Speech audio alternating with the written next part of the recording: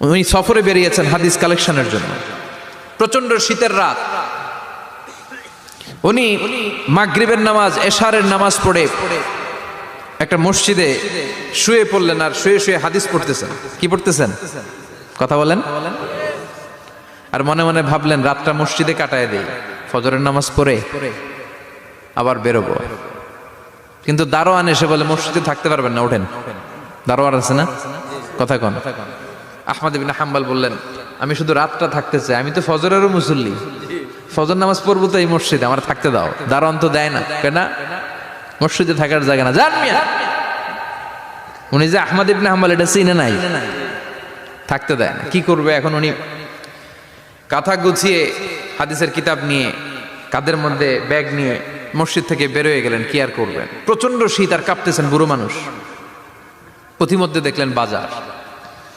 বাজার একজন খাব্বাজ, শাবুন খাব্বাজ, যুবক রুটি বিক্রেতা।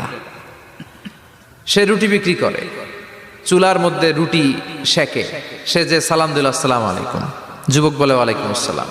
আহমদ ইবনে হাম্বল বলে যুবক আমার যাওয়ার জায়গা নেই, সফরে বেরিয়েছি, খুব শীতে কষ্ট পাচ্ছি, রাতে যদি তোমার এই চুলা থেকে একটু আগুন পোহাই কোনো সমস্যা? যুবক বলে না না সমস্যা না, হালান ওয়া সাহালান, খোশ আমদেদ, আসেন আসেন, আপনি আগুন পোহাইলে আমার সমস্যা কি? সুবহানাল্লাহ পড়েন। আল্লাহ শুকরিয়া করে উনি বসলেন আর আগুন পোহাচ্ছেন। আর খেয়াল করলেন যুবক রুটি বানায় আর পরে আস্তাগফিরুল্লাহ, রুটির দলা বানায় পরে আস্তাগফিরুল্লাহ, খামির বানায় আর পরে আস্তাগফিরুল্লাহ, রুটি নিয়ে উনুনের ভিতরে চুলার ভিতরে সেকা দেয় আর পরে আস্তাগফিরুল্লাহ। দোকানদারের কাছে কেউ আসলেই সে রুটি দেয় আর পরে আস্তাগফিরুল্লাহ।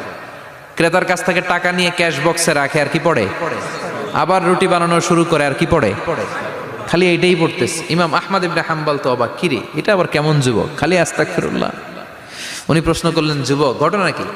আসার পর থেকেই তোমার দেখতেছি তুমি রুটি বানাও, রুটি বিক্রি করো আর পড়ো আস্তাগফিরুল্লাহ, মালাকা ইয়া শাবাব। যুবক বলে আস্তাগফিরুল্লাহ আমার সবচেয়ে বেশি পছন্দের আমল, আমি সব সময় আঠার মতে ইস্তেগফারের সাথে লেগে থাকি আর সব সময় পড়তে থাকি আস্তাগফিরুল্লাহ, আর এর বদৌলতে আল্লাহ আমারে মুস্তাজাবুদ দাওয়া বানিয়ে দিয়েছে। আহমদ ইবনে হাম্বল তো অবাক, আনতা মুস্তাজাবুদ দাওয়া, তুমি মুস্তাজাবুদ দাওয়া রুটিওয়ালা? আমি এত বছর হাদিস পড়াই, আমিও তো মুস্তাজাবুদ দাওয়া না, আর তুমি রুটি বেচো বাজারে, তুমি মুস্তাজাবুদ দাওয়া, তুমি দোয়া করলেই সব কবুল হয়ে যায়? যুবক বলে না আনা মুস্তাজাবুদ দাওয়া, আমি আমার জীবনে যত দোয়া করেছি কবুল করে নিয়েছে কে?